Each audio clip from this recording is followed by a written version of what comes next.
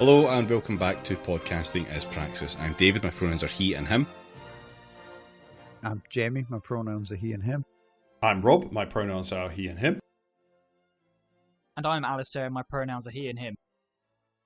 And we are joined once again by book reader extraordinaire, Sinan Kose. How are we doing, Sinan? Yeah, how are we doing, everyone? Are we excited for another book? Well, I only learned that we were doing this like yesterday, so yeah, I'm hyped. I'm assuming it's a good book. Whoa! Just the pure amount of resentment in David's voice just there is book reader extraordinaire. I'm developing a fucking, like, Pavlovian response, except rather than salivating, it's just misery filling my brain. It's whatever the opposite of an endorphin is, floods into my fucking frontal lobes. An endorphin? Endorphin, yeah. To be fair, you know how people are like, oh, I want to read a book a week, you know, over the year. That's their New Year's resolution. Well, I get to do that, but for miserable reasons. Yeah. I get to do it to spread misery and pestilence across the land. I mean, to be fair, like Britain needs my fucking help with that shit. I mean, but still. Yeah, I mean, Sinan and I did our New Year's resolutions, but holding a cursed monkey paw. So it's... That's right. Love to be the literary nurgle. Yeah, that was a really, really weird bit of my New Year's Eve Twitch stream, actually. Now that I think back to it. That was kind of the strangest part. I feel like the theme of when we have Sinan on is that we have to be talking about a book written by someone who has written more books than they've read. Yes. Yeah. Yes. I mean, in some of those cases, it's one book, and that's still true, so... Yes. I refuse to believe that Robert Peston has ever read a book. I'm not sure he's read the type of book he's trying to write here before. I think his latest non-fiction work was literally titled WTF. This is a fiction book, isn't it? Like, Yes, actually, shall I read you a little bit of the back cover just to get you hyped? No. Motherfuckers love a blurb. Exactly. Robert Harris's The Ghost and Bill Clinton and James Patterson's The President's Daughter meets House of Cards in the most... The President's Ghost's Daughter's House of Cards. That's it, yeah. In the most anticipated thriller of the year, The Whistleblower by Robert Peston. Anticipated by who? No one. 5 cunts in Westminster. That sounds like an underactive imagination meets the death of journalism. You summed up the book. We can go home. Goodbye, everybody. But in all seriousness, I'm a bit worried that Bill Clinton has written a book called The President's Daughter. I'm a little bit concerned about that, if nothing else. I think the full title of that one is The President's Daughter is Missing, if I'm not much mistaken, but I could be wrong about that one. Who knew Bill Clinton forgot his daughter at a pub like David Cameron that one time? Left her on an island. The strapline for Robert Peston's most anticipated thriller of the year, The Whistleblower, is The Hunt for a Killer... ... leads all the way to the top. It comes... This is every single fucking political thriller anyone's ever written. Yeah, leads all the way to the top of what? Not the bestseller list, I have to imagine. The top shelf next to the toilet. Yeah, if it ends on top of, like, a ziggurat or some shit, a fight scene on a ziggurat, I'll take it. Like, that's a good book. That's where that ends. Things need more ziggurats in it. That's what we're coming Yes.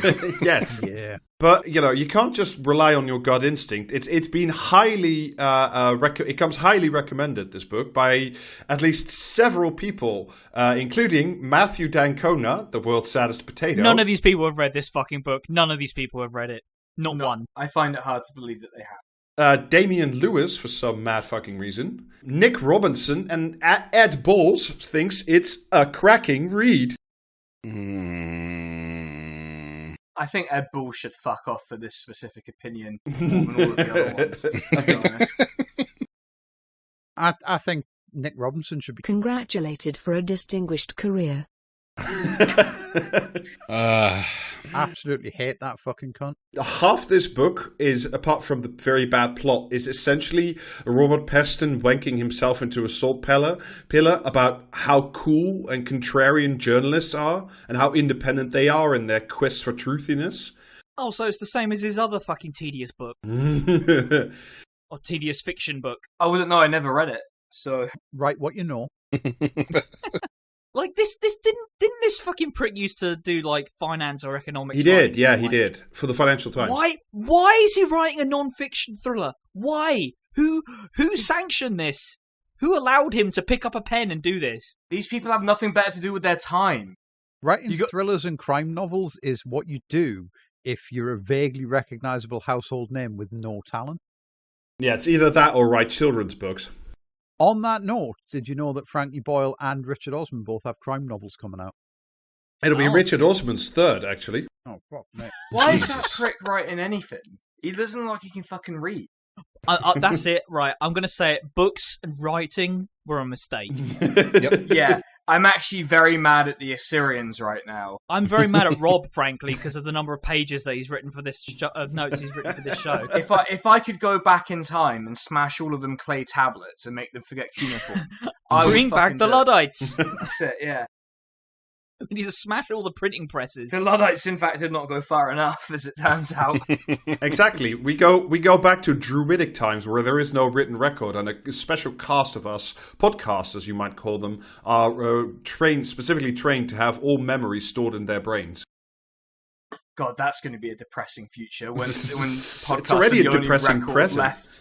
Uh, Yeah, but like, how Could could you it imagine- be worse if we're the only historical record that exists? Could you imagine if podcasts were like transferred via word of mouth? Like you can't download and listen to it. We have to like be in a room and explain like what we're going to say to one person. They have to go and tell everyone else. You say that is any person who listens to the Joe Rogan show. It'd be great to have people going around explaining sun language theory by word of mouth to people. Yeah. Also occasionally just doing a come town bit in the middle of it, because why not? The knowledge must be passed on. Anyway, let me give you a little taster of the sparkling text, and like I was saying, how much Robert Peston just fucking loves being a journalist. Jess and I are members of a dwindling band of hacks who resist the temptation to go through the looking glass into public relations. We prefer our mission of embarrassing the rich and powerful to manipulating the media and the public opinion on their behalf. That's how you know it's fiction.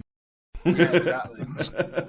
You got to bear in mind, this is set in 1997. The 2019. Fuck's sake! Yes. 2019. This was the poster boy election for the exact kind of press shenanigan and decision that he is rejecting, apparently. And it's also really important, like, he keeps setting little scenes everywhere in, like, the cool places of Westminster journalism. There's rooms in Parliament, there's newspaper offices filled with people and smoke and typewriters clacking away at the newsy things. And there's also lots of fancy restaurants where he describes his food. Now, Rob. He also gets really into, like, specifically the bit that's the actual physical location of the lobby journalists. Yes. He gets super into that. Like, it's the most boring fucking way you could write a book, is to describe locations in great detail, which is not really making up for the fact that you don't know how to write a thriller, Robert Peston. That and name checking the specific brands of champagne, which I just thought was pretty fucking gauche. I thought that was done with you in mind, Rob. Really, like. Yeah, but I mean, he could do better, if is all I'm saying. So the main character, who is not Robert Peston, is a character very different from Robert Peston. He's a legally distinct Robert Peston. Legally distinct, yes. Robert Reston. Gil Peck is a very intrepid journalist. He's the political editor of the Financial Chronicle, and there's a lot of very thinly... Oh, for fuck. Why even bother with like this tedious like cipher that he's included for the name of things, or the name of publication rather? Right, so this is from the first page. All that interests me is the narrative, the story, and who controls it. As a glory-seeking journalist, I sometimes reveal scandals. Yeah, not the facts or what has actually happened, just what the story is. But more often, I try to find out what the powerful in politics are planning, so I can reveal it before they have the opportunity to impose their interpretation, their spin. Ugh. Sorry, I do find it fun that Robert Peston, of all people, is writing a book about how the hard-hitting newsman is going to expose the politicians when he spends like 90% of his life sitting in front of a TV camera going, oh, that's weird. I That's don't odd. understand how that works. Yeah, that's odd. How has this happened? He's just trying to answer the one question that matters.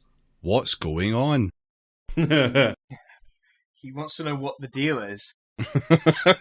I justify what I do as empowering the people to make up their own minds about how they are government. But most of the time, I'm just having fun, pissing off ministers, chief executives, their minders, and putting their secret schemes on the FC's front page. Can we just call it the FT? Because Yeah, we may as well. Yeah. No, you've got to maintain the pretense there. Call it like, what did he call it? The money clock or some shit. the Financial Chronicle, yes. Anyway, so at the Daily Bugle. And by the way, I forgot to mention, there's also quite like a repeated effort of name dropping of fashion brands, and like fashion in general is very important to him. We know this from that amazing Times photo shoot he did like 2 years ago, where he looked like the like John Travolta, but like high on Quaaludes or something. He looked like someone's child who was just waiting for their parent to find them. That's how he ended up dressing. It was really at the end awful. of the school disco for 14-year-olds or something. What if Home Alone took place in Top Man? I know you're talking about Robert Peston, but all I can imagine, for some reason, what's coming to my head is Liz Truss in the big trousers. That's also Liz Truss in the new metal trousers. It's the same vibe. I'm fairly sure. I'm not going to look it up, but like I'm fairly sure it's the same stylist who took those photos. Robert Peston needs a chain for his wallet. Right. My top 2 shirt buttons are undone, and my round-toed shoes from Trickers are scuffed. I'm unkempt by design, just messy enough so that no one can spy my vanity. I wonder who this is. I wonder who he's referencing. It's so difficult. Kermit the Frog. That may as well fucking be. Like, also, just a few other character traits. Gilpack has OCD, but he takes coke. He snorts coke to medicate himself.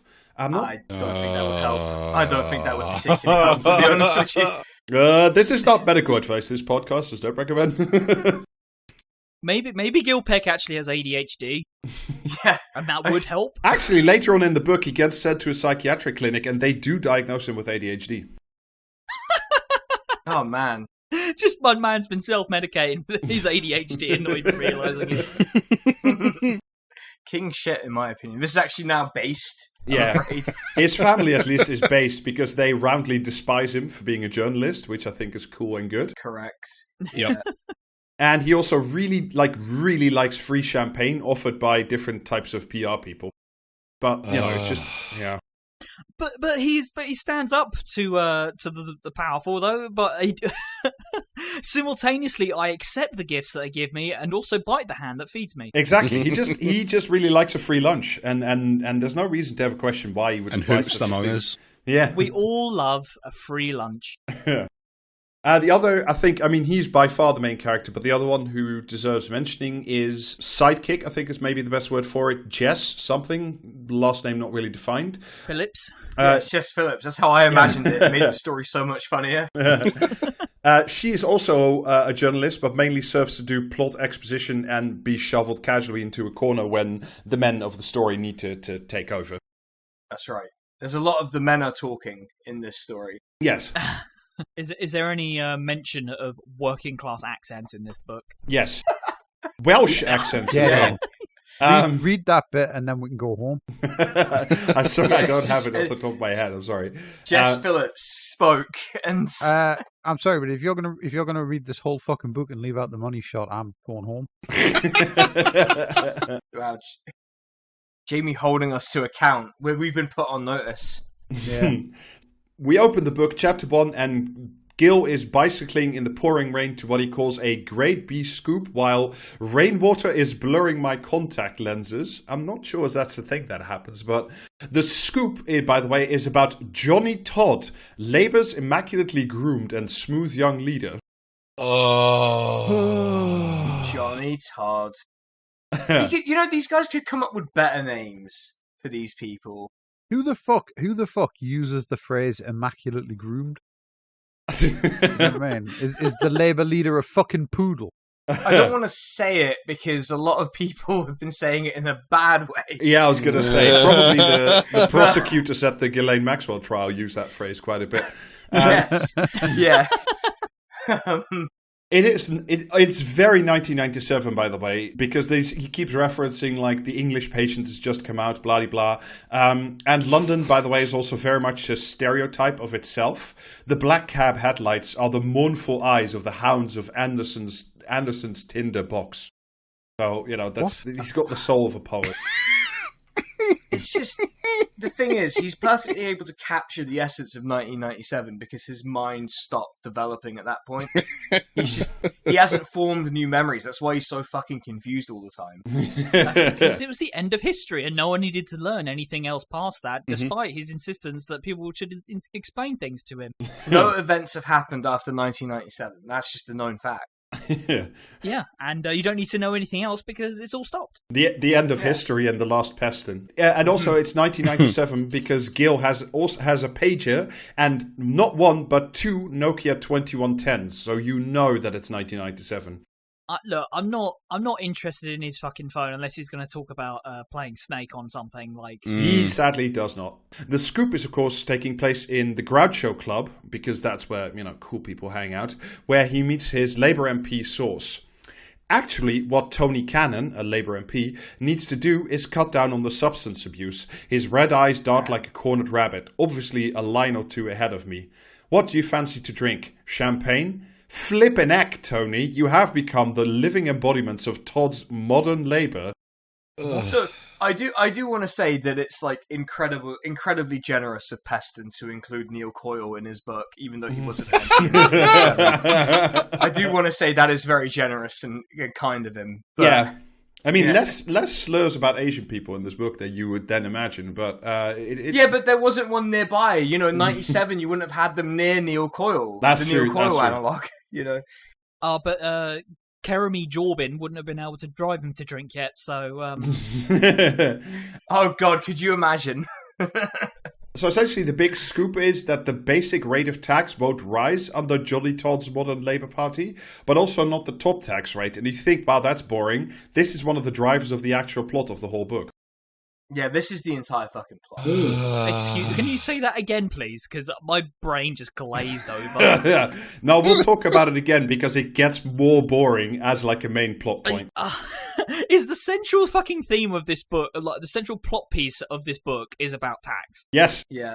Well, I mean, if you'll recall, there was a book, I think it was Tom Watson's book, where the central theme was, how could you sell NHS data in a bipartisan way? It was, yes. That was the point of Tom Watson's book. That was the point of the book. Listen, before anyone rubbishes this, the idea that tax can be at the centre of a book, I'm going to remind you all that Star Wars Episode 1 grossed hundreds of millions of dollars and was all about a tax dispute. That's a film. By the way, there's a YouTube video explaining the tax dispute in detail. Yes!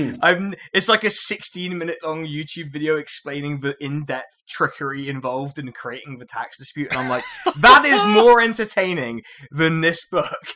Go watch that video and don't read this book.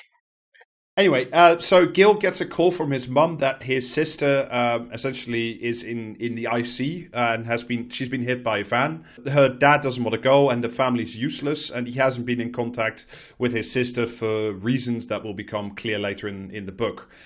His sister was something quite high up in the treasury, some civil servant person, but unfortunately she dies in hospital and there is a mysterious stranger asking how she is, who leaves before Gil Peck can get a closer look.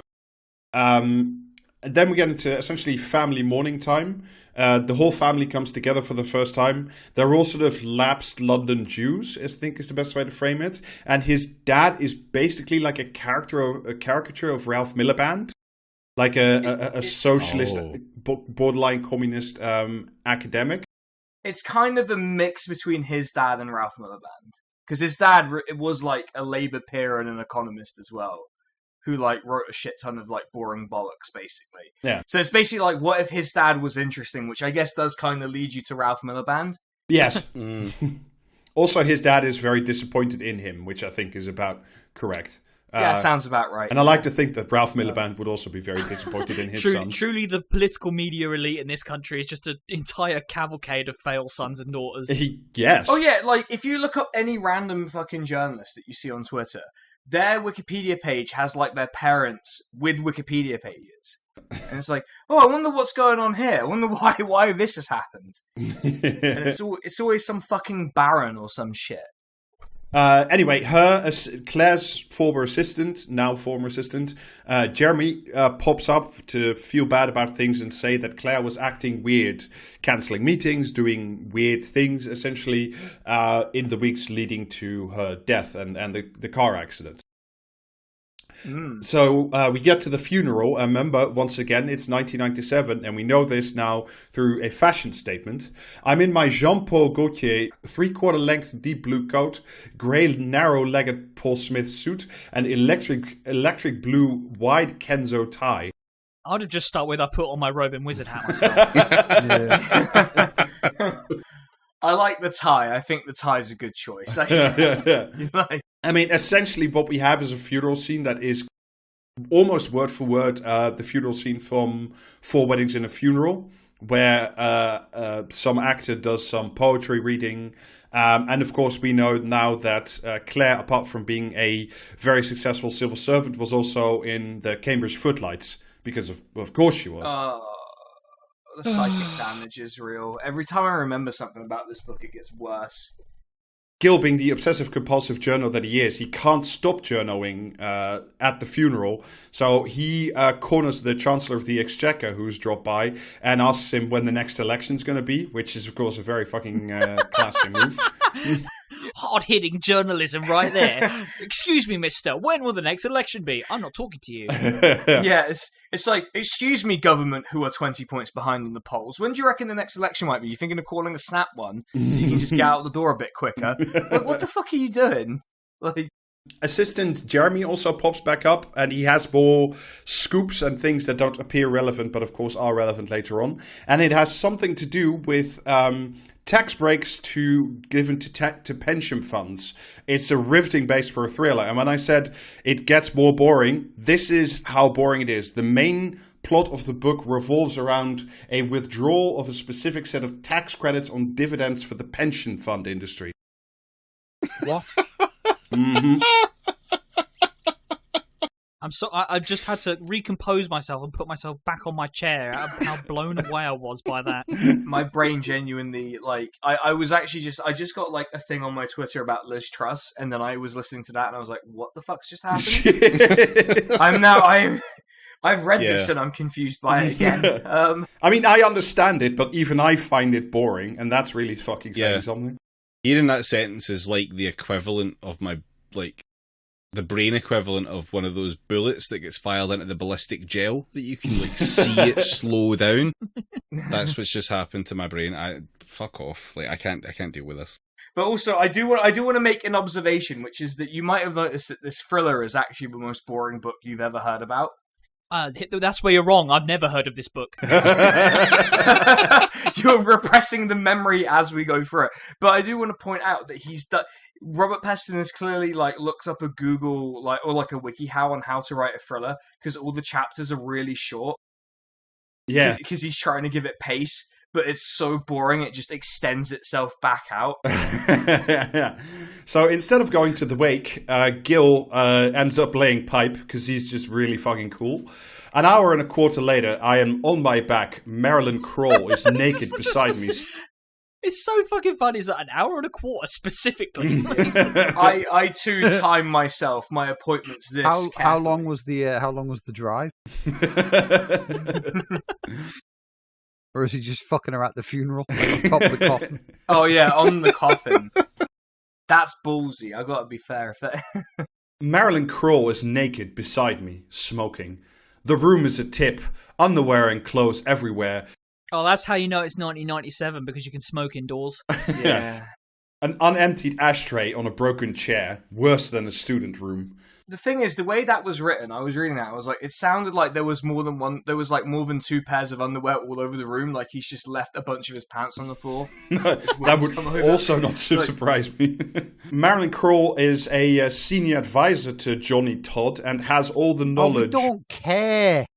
Just get on with it. Some of us have got work in the morning. You literally don't. Do you? No. You do, you've got this to edit. You've got this to fucking edit. I got work in the morning, and frankly, I will skip it if I have to. She Just quickly carry on. established herself as one of his most important aides, part policy advisor, part gatekeeper. She is competitive, tough, funny, cynical, and I've never been with anyone who shouts louder at orgasm. It does speak volumes though that like one of his key sources is just someone he has ultimate access to. So we get some boring family shit, which I wrote down, but I won't bother repeating. And it turns out that he had been missing his pager, but he finds it under Marilyn's bed. Wow! But it fell out because it was places he could have found it. Wow. Yeah. Also, how fucking basic is it that his like fucking, you know what I mean? Like his play to establish just how fucking like hot and horny this woman is that she shouts really loudly when she comes. Do you know what I mean? That's peak centrist dad shit. That like, isn't it? You know what I mean? That's just reminded me of that party sex survey. No. Yeah. And then Lib Dems like number one fantasy. Well, Lib Dems were basically chasers, and also they liked watching other people killed fuck. an episode before. We should definitely keep talking about that. I didn't know.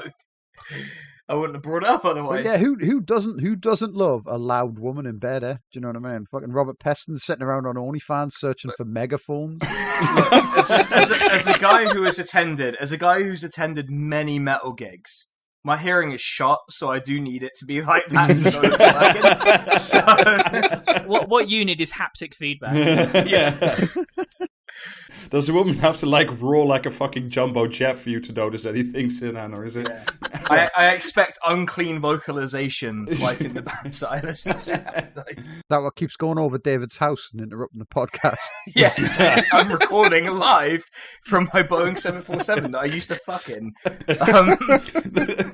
Anyway, back to the office we go. Collectively, we are known as the lobby. We work for rival publications, are ostensibly in competition with each other, but the weight of history in this physical space has turned us into a sort of guild. Fucking Christ, this guy has tickets to himself. There is naked collusion between us and the common enemy, the Prime Minister and his Downing Street machine. But the thing is, he can write this and then, like, in real life be like, I don't see any fucking problem. But he writes it like it's a fucking problem here. Is the Downing Street machine he mentions a fucking Gundam? It's just stay at this level of interesting for the entire book. Yeah, it's pretty much this. Look, I'm going to be honest with you. When I said this was the hardest book to read, like the Paul Mason sex book at least had like pacing and I mean, who doesn't like Street Fighter? Yeah, well, I had Chun-Li. So we get more hints, and apparently his dead sister Claire was talking to other finance journalists about tax breaks for pension funds. You know, the motive of the book, and also Gil is hungover again because he was drinking 1 or 2 bottles of wine at the Groucho Club. He's so cool. Gil's so cool. Does he specify what kinds of wine? Prison wine. Oh, good. Well, I just love reading it like a fucking travelogue of what someone ate and drank, but like they work for the Westminster lobby. It's like a boring version of Game of Thrones, because at least in Game of Thrones... Game of Thrones, then? Yeah, well, I mean, I was going to say, like, in the food description, because at least the food descriptions in it are fucking good. Yeah, so basically the driving motive behind the plot is that Claire, before she was died murdered... sorry, that's a spoiler for later. Murdered. She's... Fucking Demolition Man has entered the chat there.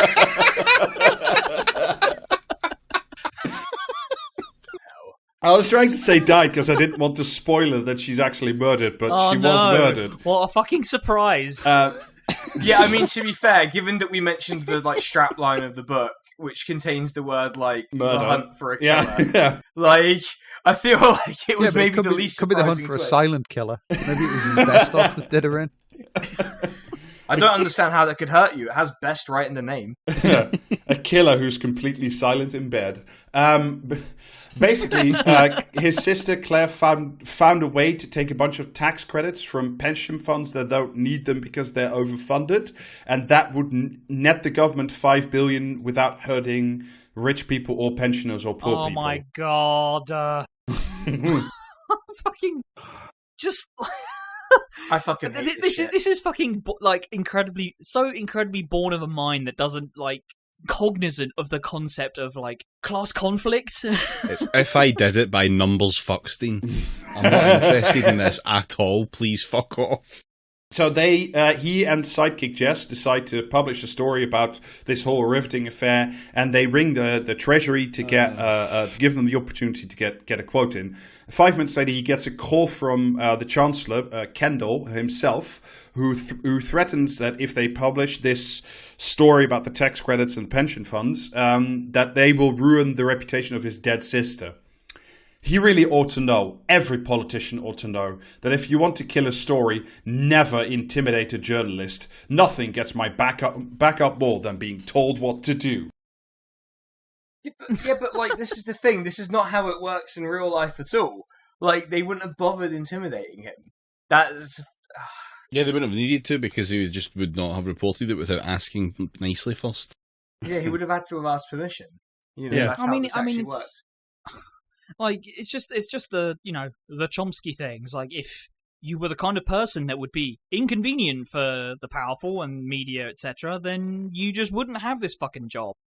But, like, nowhere in this book is that ever going to sort of play any kind of role whatsoever. Like, I mean, like, credit to him, he has actually managed to fictionalize some of it.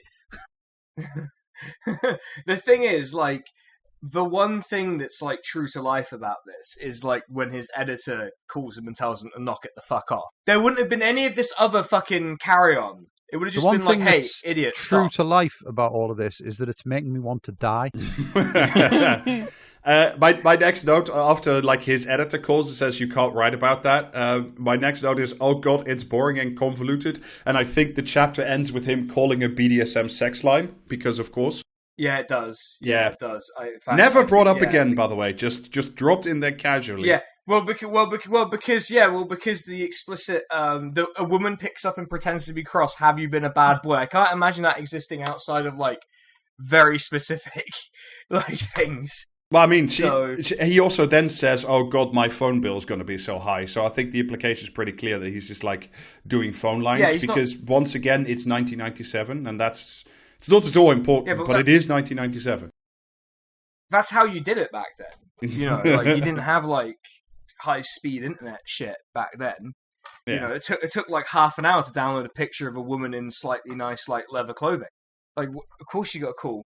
Yeah, there was no FetLife back then. you had to ring like a fucking number out the back of a magazine if you wanted to like fucking, do you know what I mean?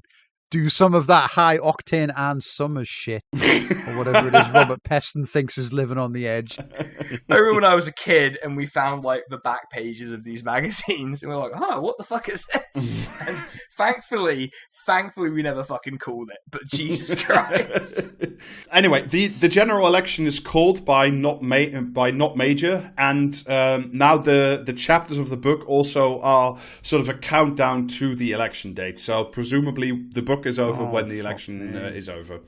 Running for Labour are Johnny Todd, definitely not Blair, his shadow chancellor, Neville Tudor, who is not Scottish but incredibly Welsh instead. And he has like...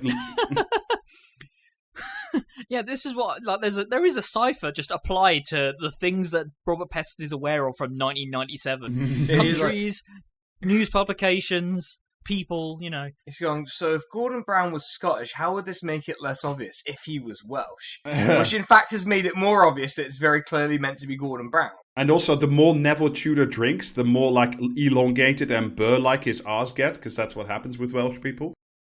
That's right. That's correct, actually.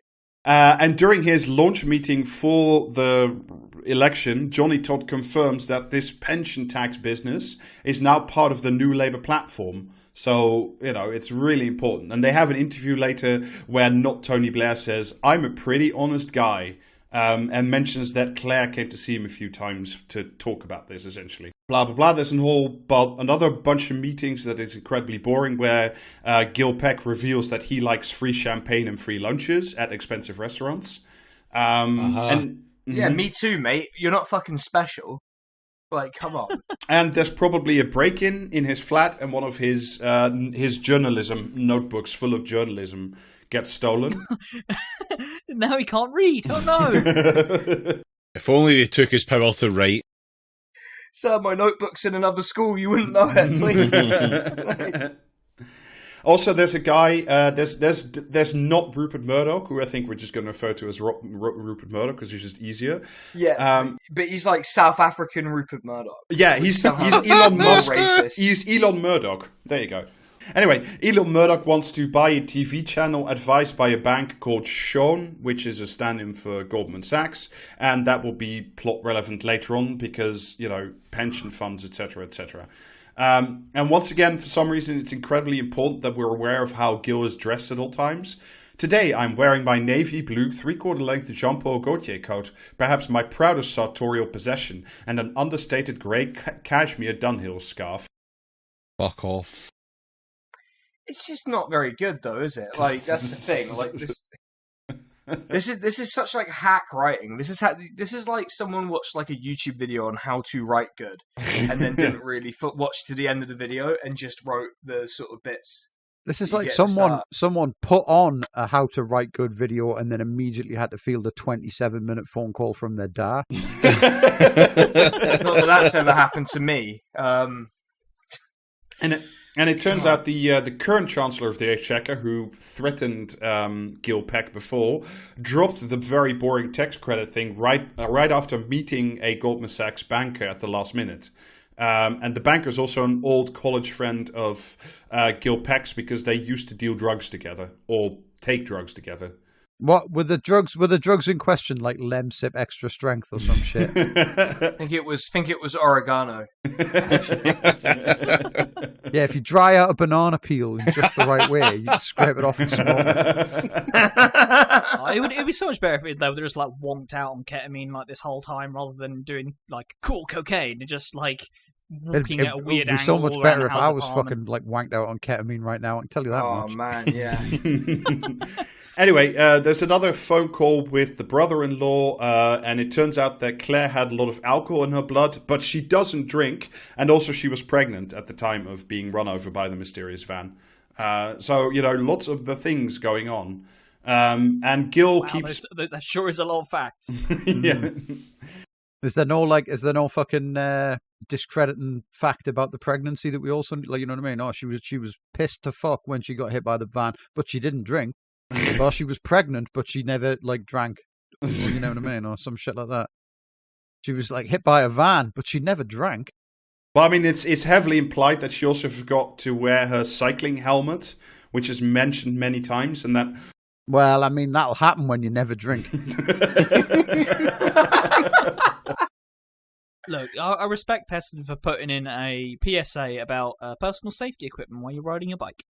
Essentially, he gets told off several times by his editor and the lawyers of the Financial Times Chronicle that he's not allowed to pursue the boring tax credit story because the Financial Chronicle is also owned by Elon. Because it's putting everyone that hears about it to sleep. These people are talking sense. Why is he like got to fucking, do you know what I mean, argue with them?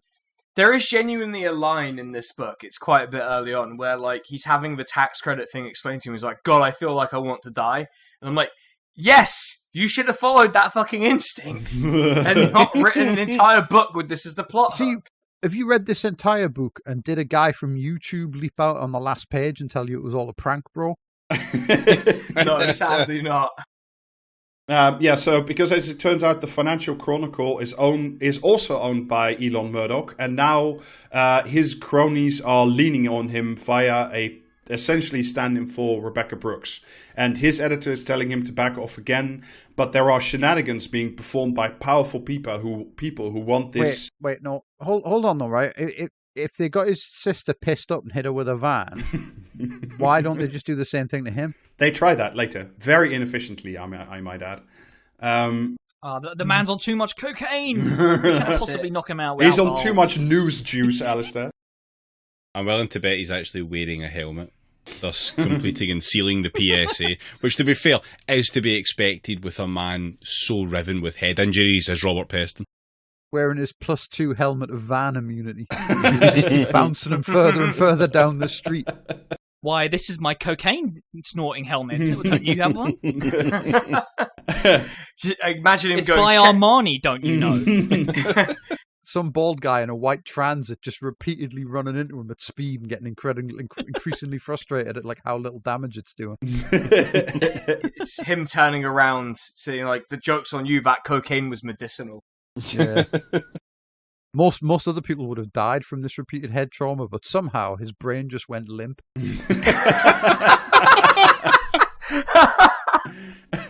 So there is Gil has now decided that the killer van was not an accident, but actually a premeditated murder. So they go looking for the driver, who is Polish. Mentioned several times that he is Polish. And so it's him and sidekick. Did he drink?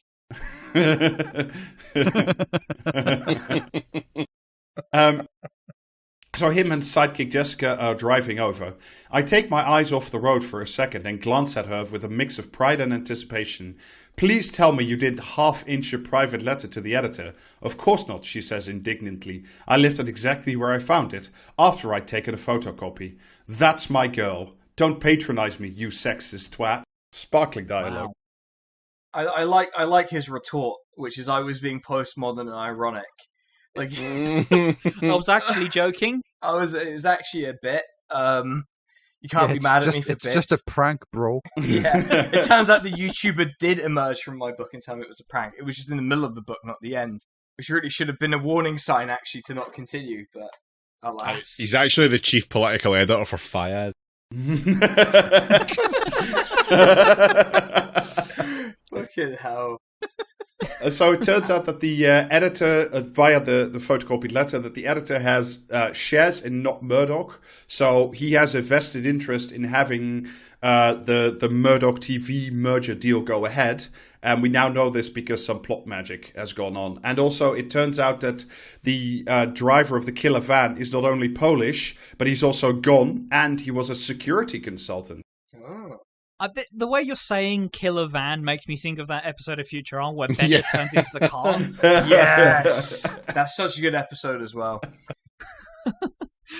Peston, you've either drunk too much alcohol or not enough. This is making me pine for that shitty Scottish, like, not quite Scotland book that we read the other week. Oh yeah, we were talking about, me and Rob DM'd me like I genuinely preferred, what was it, Gulag Caledonia over this. Yeah, because that was way madder Yeah. than this. That was written by someone who's just off out of their tree. That was way more fun.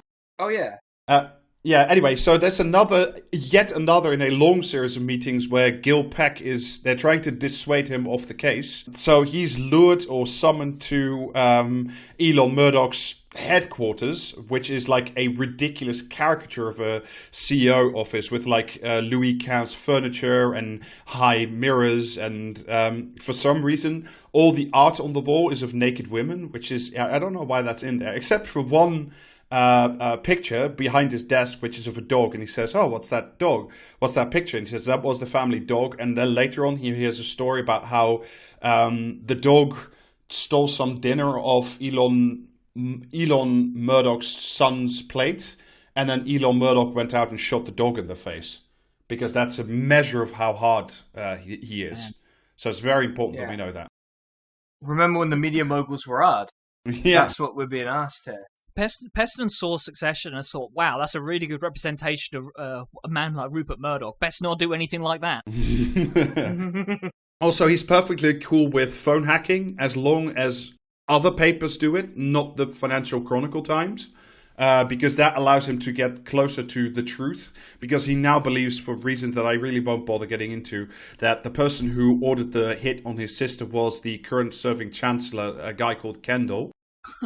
Just thinking about it though, could you imagine how phone hacking would have been received if it had been, rather than, you know, essentially unfortunate members of the public and like celebrities, it was like actually politicians and shit, and like the actual bad shit that they were doing was obtained through that? Wait, was phone hacking before or after the expenses scandal?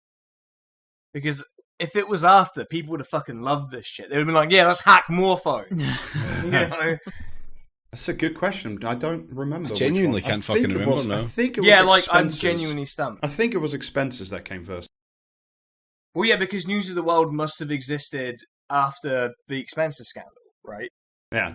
Anyway, so Gil ends up telling all his theories to Marilyn, his girlfriend / Labour advisor person, on what I can only call the most stereotypical council estate that's ever been written down in a book up till now. Because there's a lot of crime doing, and you know, hope has gone from this place. But it turns out that there are a bunch of lads riding quad bikes. The Labour MPs are very angry about it. That's But it turns out that that Johnny Not Blair is also there because he wants to do good for people on the states, and the way he wants to do that is by cutting taxes.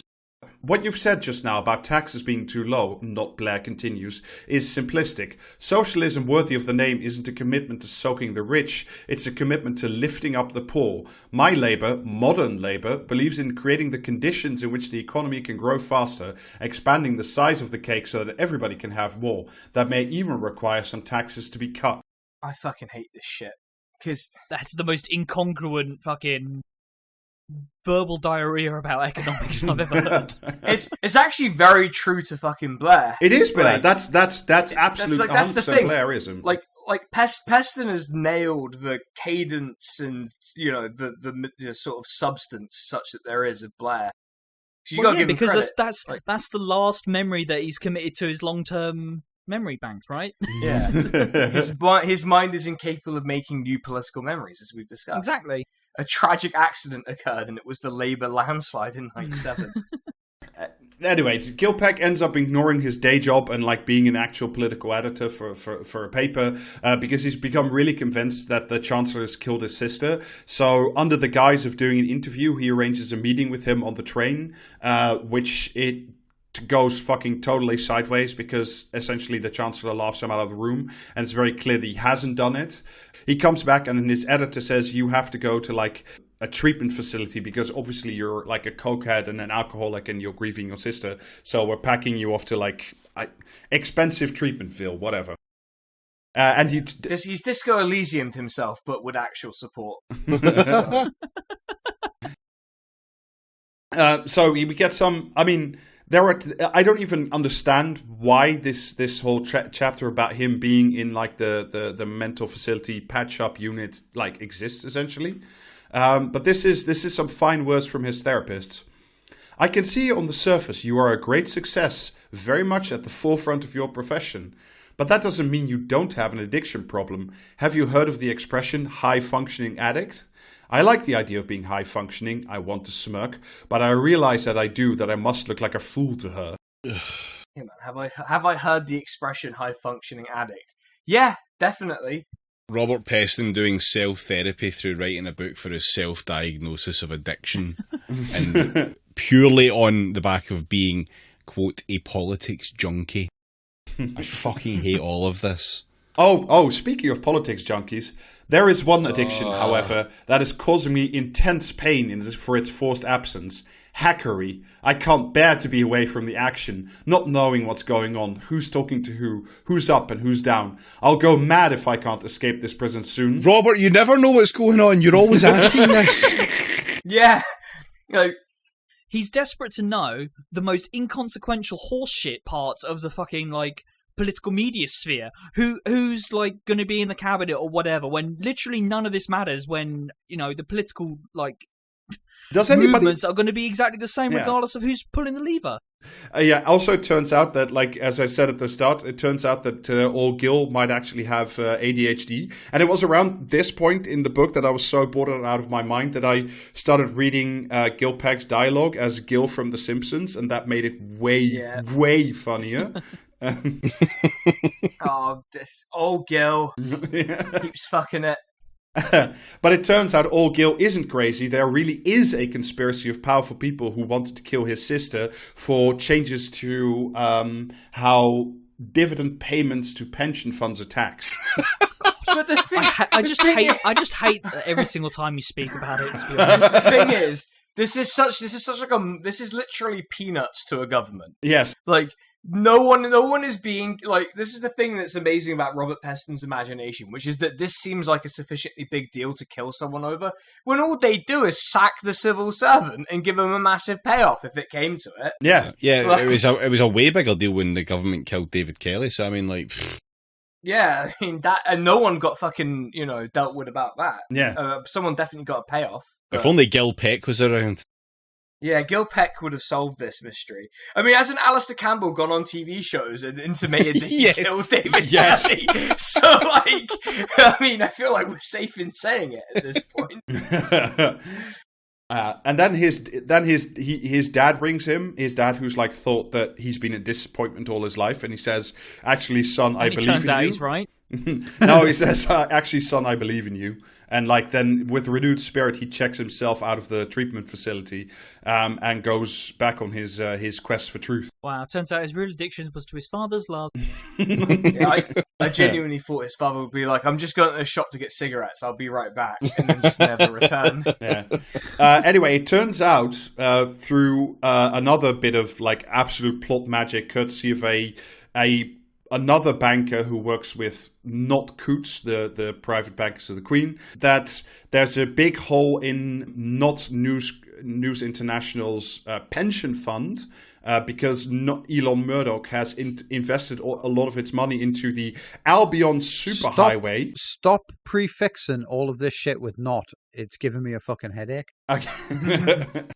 I'm having enough trouble not following a single fucking thing you're saying already without, like, you know what I mean? Double negatives littered everywhere.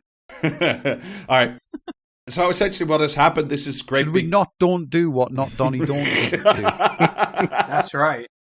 That's exactly correct. No, it's not.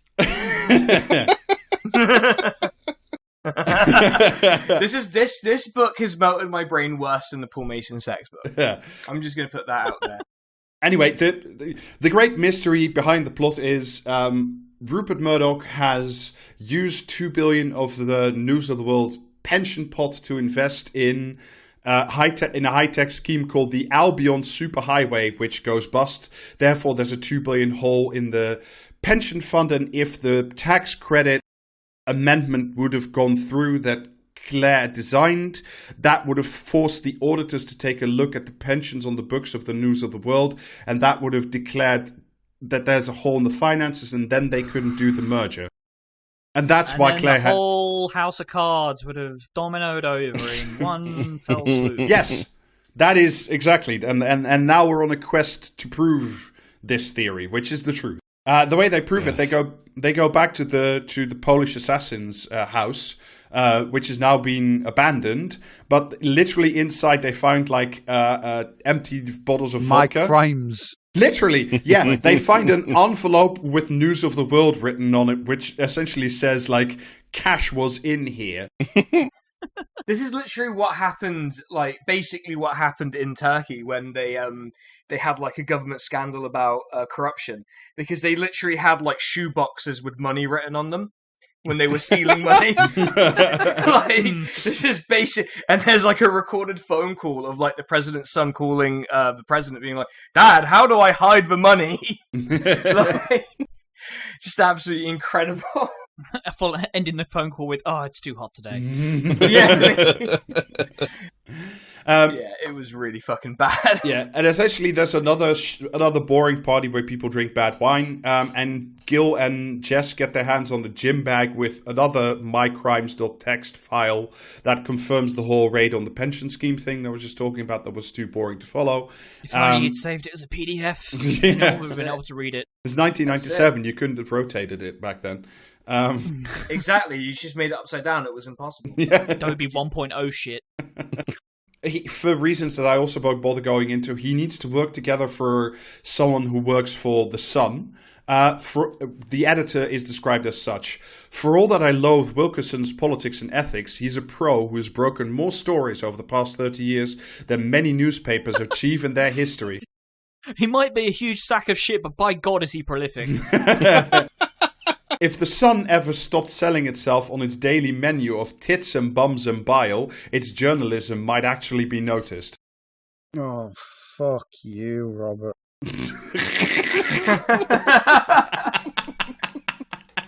I hope this cunt gets crabs, but not like, not like regular ones, like actual crabs from the seaside. Just poking out of his fucking waistband everywhere he goes.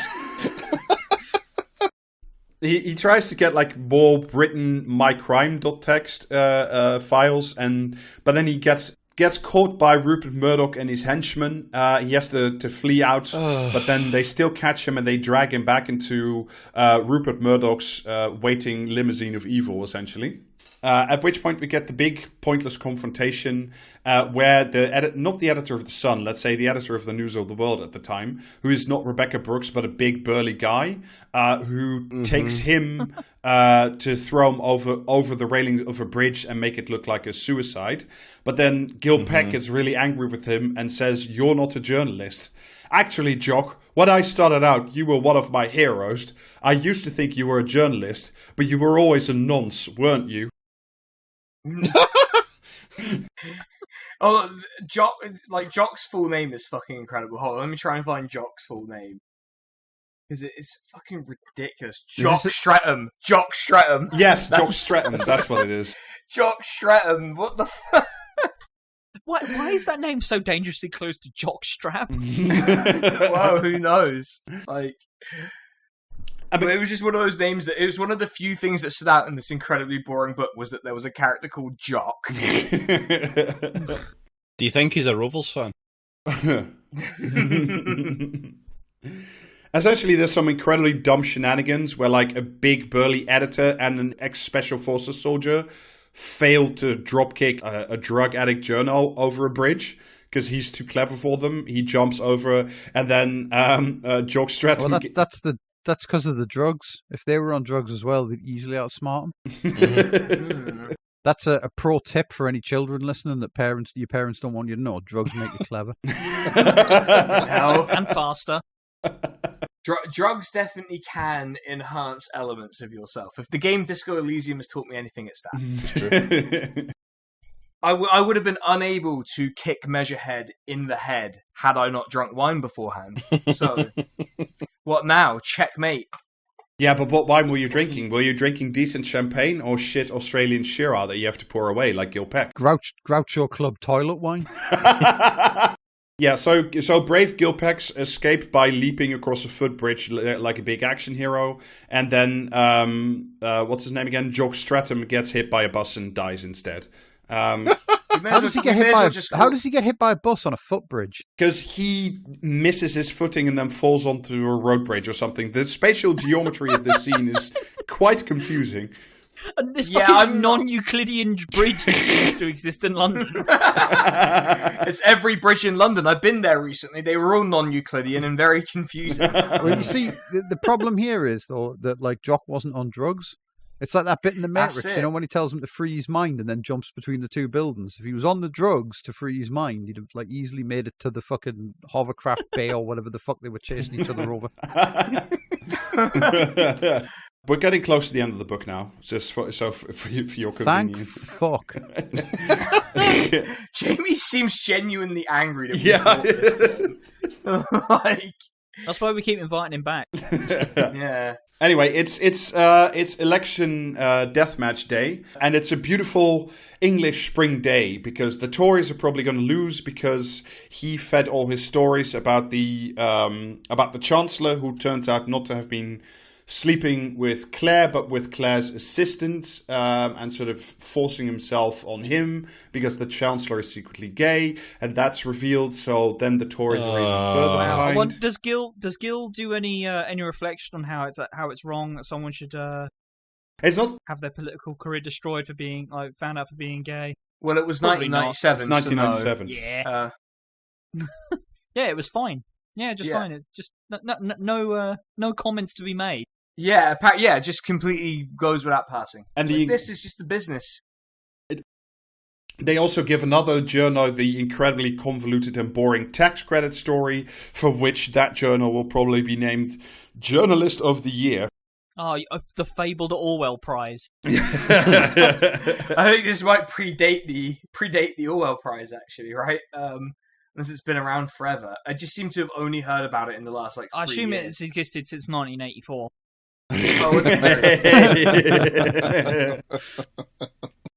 I mean, it's definitely older than the true Orwell Prize from our friends over at We Don't Talk About the Weather, which is the real award, at least in my mind. That's the only one that counts. Exactly. If I'm being honest. Yeah. Between these two stories, the Tories are probably going to lose. Rupert Murdoch is the whole pension shenanigans scheme has been revealed, so he might not get to buy his news channel, and all is well. And Gil is turning over a new, less coke-addled leaf, and he is displaying big uncle vibes by going to visit the sons of his dead sister. But then there's a big old book of Claire's stuff, which came back from the Treasury, and inside it is a little sort of diary of specifically a file of facts, because once again, it is 1997, saying that the person who impregnated her wasn't the Chancellor, it was actually Johnny Todd, because they'd been having an affair. Shocking. Who's that? Wow. That's Tony Blair. Oh, okay. Wasn't Blair banging Murdoch's wife? Wendy Deng. That was later. Yes. Yeah. Yeah. Yeah. So I like how I'm just throwing in shit I half remember just to make it a bit easier on everyone. So now it turns out that, had Claire gone public with, and demanded a pregnancy test of Tony Blair, that would have killed his career. So now it's also possible that Tony Blair did his sister in with the Polish assassin. So, wait a minute. Did this fucking, the world's greatest journalist here get to the end of his fucking book and not actually solve the crime? Yeah, pretty much. You more or less. What he's doing is he's leaving the door open to a sequel. Oh yeah. That's and I won't read it. I'm just going to put that out there now. I'm telling you now. No, we're not doing this, Sinan. We will not be reading the I'm telling you to get a grip. I'm telling you to get a grip. I'm serious. I would invite Rob to go further. Anyway, so he's profoundly disturbed, of course, because even he was taken in by Tony Blair's magic and his charisma. But now a lot of people were. He's on his way to the Labour Victory Party to confront Tony Blair and with his evil schemes and the fact that he got his sister pregnant. At the train station, I show my travel card and take the lift down to the platform. Or rather, 2 Gils will take the train. There's Gil on his way to put in an all-night stint covering one of the most important stories of the year, maybe the decade. The end of one party's long reign and the start of another's. With him is the Gil that has just entered his dead sister's nightmare. I know that my reporting will be exemplary tonight, because my hyper-focus is switched on in a crisis. Unless you have my kind of addiction to work. That's the ADHD talking again. Yeah, I was going to say, there's a reason this feels familiar, and when I start fiddling, it takes me Ritalin. Unless you have my kind of addiction to work, unless work is your drug of choice, you won't understand. I thought cocaine was his drug of choice. Work, I mean, for these people, it's the same fucking thing. This sounds like the NME wrote a novel. It's just fucking dreadful, like. Yeah, I'd consider Robert Peston an enemy.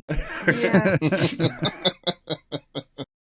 You won't understand how I can carry on having just fallen into Claire's hell.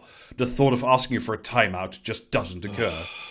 So his big revenge on Tony is to, write a little. Politely carry on doing his job. Yes, but he puts a little. He puts a little paragraph at the end of like his reporting for the Financial Times saying maybe this Tony guy isn't all he's cracked up to be. Got him. That's Scathing. It's so incredible. This is like the ultimate centrist fantasy where even in your own dreams, you don't win.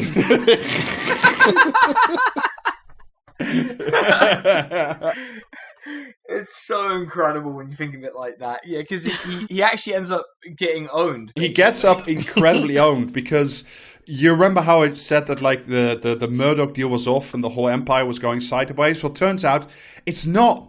There's something terrible has happened. Tony Blair and Rupert Murdoch, and I hate to tell you this, they made a deal. So Tony Blair like buries the pension fund thing, so Murdoch can buy the TV channel, and then all will be well. I won't bother explaining how because it's too boring. I've always said Blair was a deals guy, and well, here you go. Robert Peston has explained that in detail.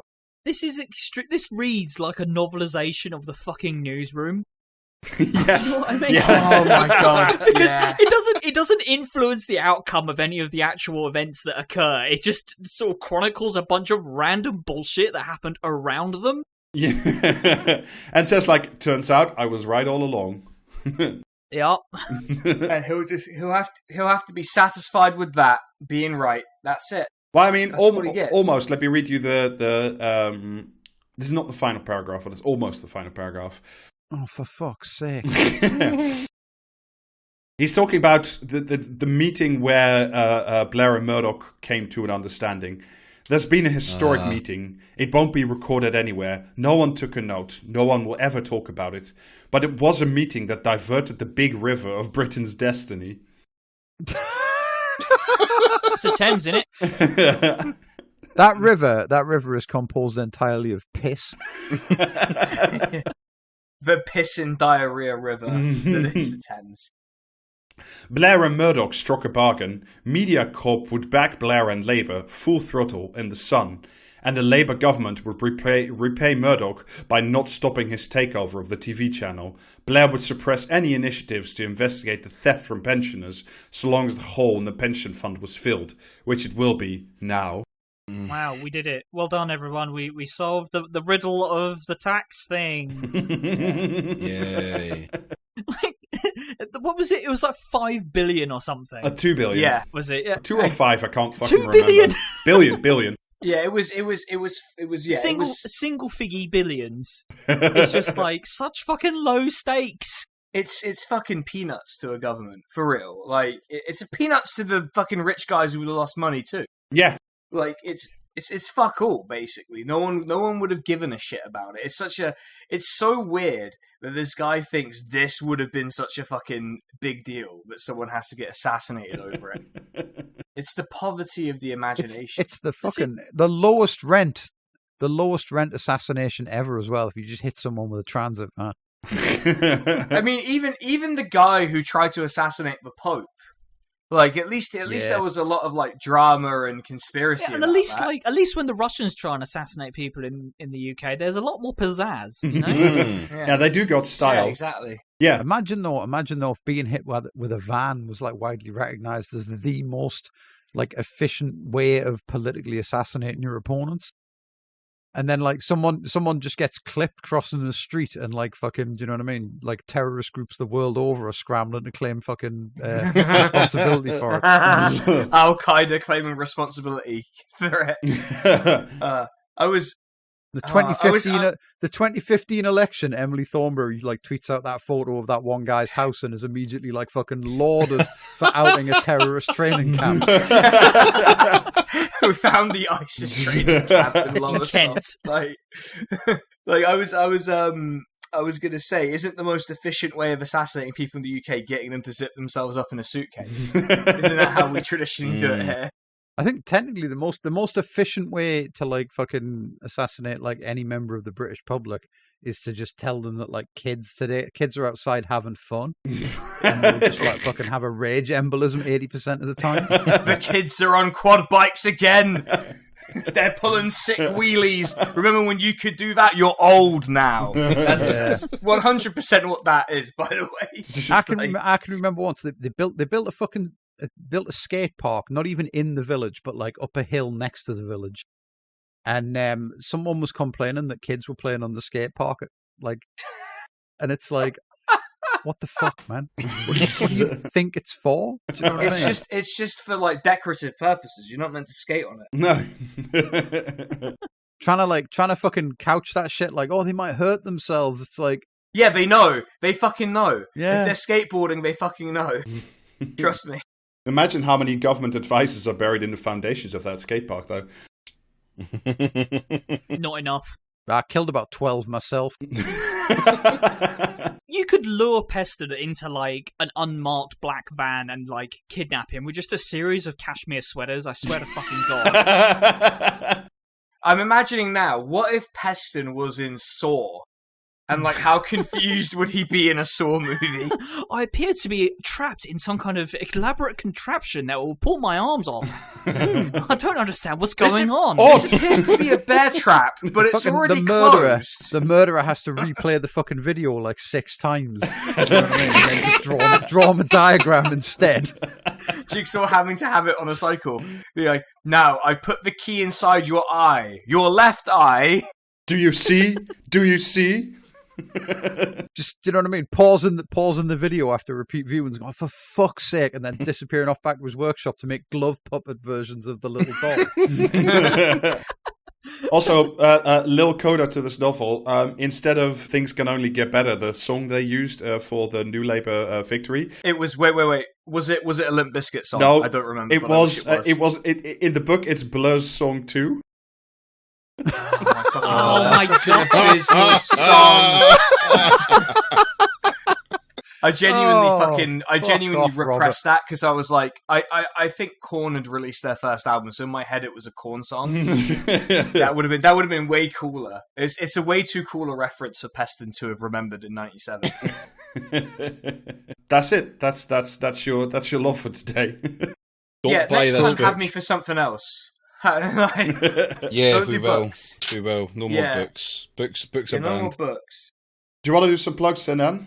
Thank you, by the way, again for suffering through this shit with me. No, it's no problem. But like next time, we got to have a break. We can't do this. Like we can't do another book so soon. No.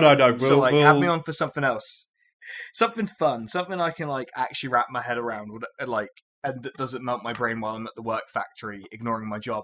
But like I said, I'm on Twitch, twitch.tv/SKTheCrusader. I'm on YouTube. It's, what is it? youtube.com/c/SKTheCrusader, because YouTube insists on being really fucking difficult. We also got podcasts. Jamie's on the podcast. Yeah. It's Peace at Home. It's a podcast where I melt Jamie and Ben's brain about Turkey, which Who's is the really music good fun. Oh, the music's by Jordan, I believe. Yeah. We tried to get Limp Bizkit to do it, but they weren't available, so we just turned to Jordan. Had to set off a song too instead. Yeah. That's it. Yeah. I think yesterday, assuming everything's been released on time, yesterday we would have released our latest episode on the new big guy in town, because the really big guy has died. Ataturk's dead. We're not going to hear from him again. Yeah. I never heard of the guy until we did the podcast, so that was good. I'm also on Twitter. I'm at the Sinan Kose. It's the only one that's really like radically different. But yeah, go listen to Peace at Home and look out for our bonus next week because it's about Turkish Star Wars.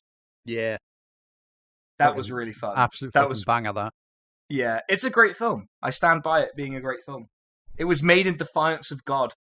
But you'll find out how that's the case. You'll find out how in the bonus episode. Well, all movies are made in defiance of God. That is their primary feature. No, but not like this one. No, not like this. No, this in particular they basically spat in the face of God because God tried very hard to stop him, and it wasn't enough. David, we want to do pluggy things? Yeah, very quickly. Twitch.tv/PraxisCast. Check us out on Thursdays. Not the day that this releases though, because we record the bonus. Also, merch is praxiscast.tmail.com and patreon.com/praxiscast for bonuses. Like I said, subscribe. Yeah, there you go. Subscribe.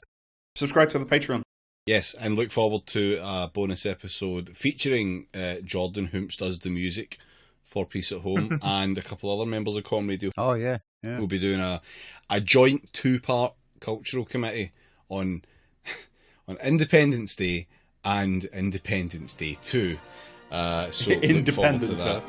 Yes. Yeah, catch you there. Yeah. Bye. Bye-bye. See ya. Bye. Yeah, see ya.